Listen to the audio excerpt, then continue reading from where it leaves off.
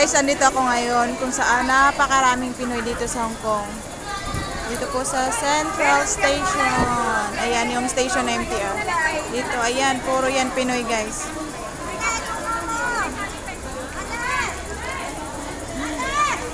May bagyo dito.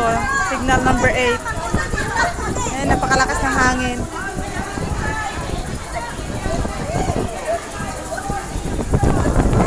Maraming tindahan. Ay! Nilipad na yung... Uy, nilipad yung ano ko.